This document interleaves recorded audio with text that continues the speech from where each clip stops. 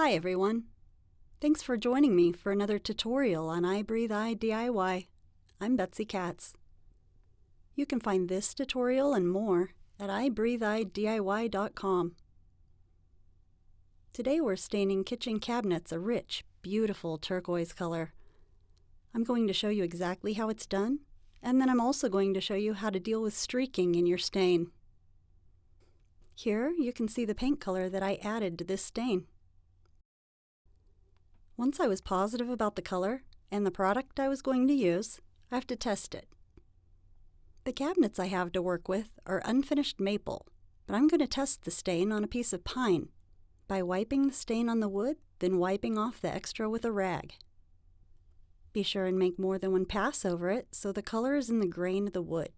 This pine is exceptionally porous. This pine is more porous than the wood that I'm using on the cabinet, and I know it's not going to turn out the exact color. If you need to know the exact color of what it's going to end up, test it on a similar piece of wood or trim first.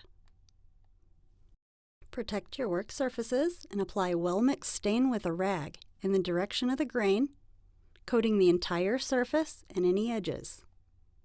Then wipe off the extra with a clean rag before it's had a chance to completely dry. Use painter's tape to protect areas you don't want to stain. You can see the inside ridge of the cabinets are going to be stained, but I'm going to make sure. Protect your work surfaces and apply a well-mixed stain with a rag. Use painter's tape to protect areas you don't want to stain. You can see I protected the inside ridge of the cabinets so I could be sure and stain the inside edge where the doors close with professional results. You'll want to tape the drawers also, so you're only staining the drawer face and back of it, and not the sides or interior of the drawer. I started the stain on the side of the cabinet, rubbing it in the direction of the grain, then taking off any extra. Go all the way to the top and bottom, ensuring everything is coated. You can tell there's a bit of streaking in my stain, which we'll deal with later. This is a very vibrant stain for cabinets. When you're doing large surface areas, only do sections of about 4 feet. Being sure to coat the entire section and wipe it off before moving on. When you overlap the stain, you're applying more pigment and it will be darker. If there are any areas you want to be darker, just apply more stain and wipe it off. It helps if you fold a rag as you go, wipe some off, then unfold the rag so that you have a clean section. Take your time, just working in manageable size sections. I did this last end so you could see how to deal with streaking. It can be caused by lots of pigment in the stain, adding too much stain, and sometimes just the product itself.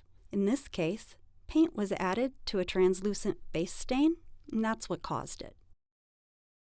For some applications, that would be just fine, but it's definitely not for these modern flat panel kitchen cabinets. Take a clean rag with mineral spirits on it and wipe down the surface, removing any heavily pigmented streaks from your surface. You may end up removing a lot of color. The more work you put into it, the more color you'll take off. You cannot, however, take off the color that is soaked into the grain. If you take off too much color, just let the mineral spirits evaporate and dry, then stain it again. Do the same thing to any trim pieces or toe kicks that need to be installed on the cabinets. As you can see, this turned out perfectly. I added several coats of a high-gloss polyurethane to protect the surface for years to come.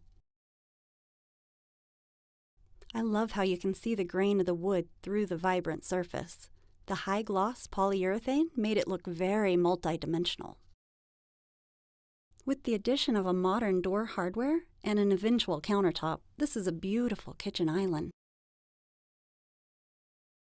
Please like, share, and subscribe to my channel for the latest DIYs.